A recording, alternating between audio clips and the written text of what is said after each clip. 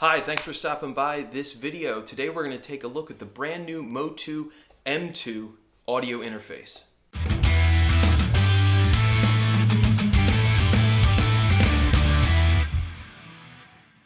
I've personally been a fan of MOTU products for a long time. I've used Digital Performer to produce our audio for our band for about the last 6 or 7 years, and I've had multiple MOTU interfaces. So this is actually my third MOTU interface.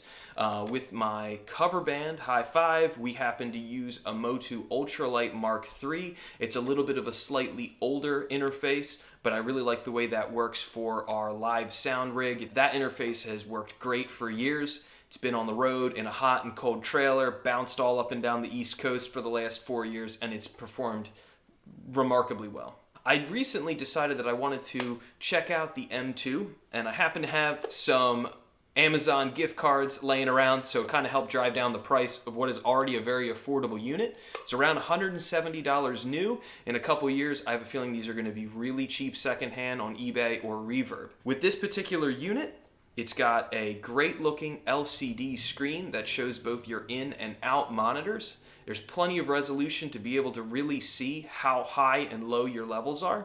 It's got two combo jacks for both 1/4 inch and microphone cables. So if you're a guitar player and want to plug your guitar into your computer, that's awesome.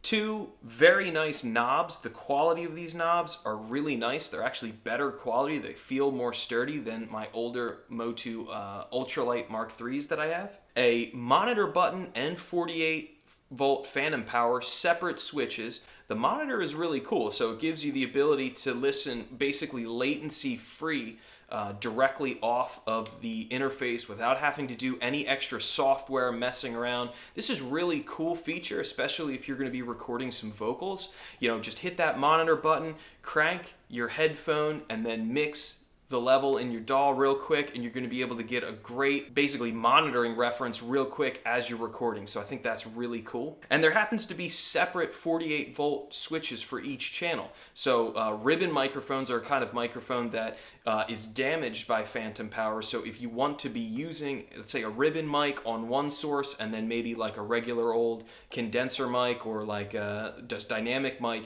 you can power the one that needs to be powered and not worry about accidentally blowing up your ribbon mic, which I think is really cool too, especially for guitar players. If you're reamping and you want to be, or if you're just recording a cabinet in general, gives you the flexibility to have two mics on that one cab. Next is just a giant monitor level knob that controls the main outputs on the monitor in the back as well as the SPDIF ones. And again, the quality of the knob, the way it feels, it's really well made. They feel better than my older MOTU Ultralight Mark IIIs. And then lastly, you've got your headphone jack. So on the back of the unit, you've got those outputs for your monitors. You can connect your studio reference monitors. You also have some RCA jacks here as well.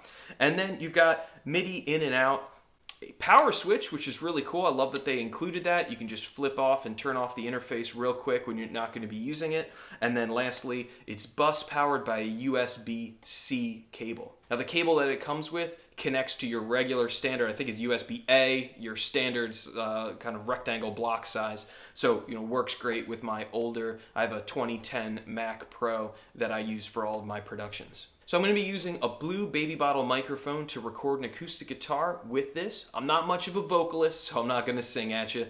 Save your ears. Hopefully you'll get a good idea of the quality of the preamps and how clear of a signal you can get with this particular interface. I'm not going to use any processing either. It's just going to be the audio straight out of my DAW and then just dropped right into iMovie. I haven't upgraded yet, but whatever.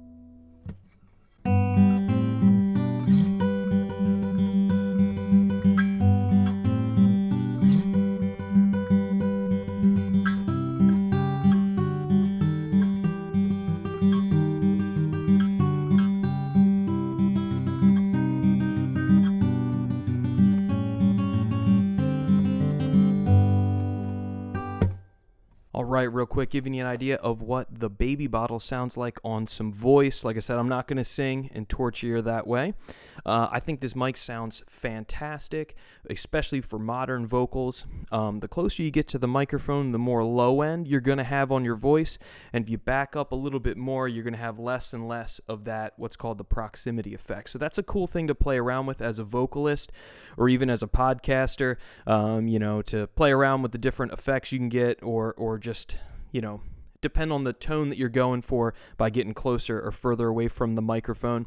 Again, I'm using that MOTU M2 interface, and I think it sounds fantastic.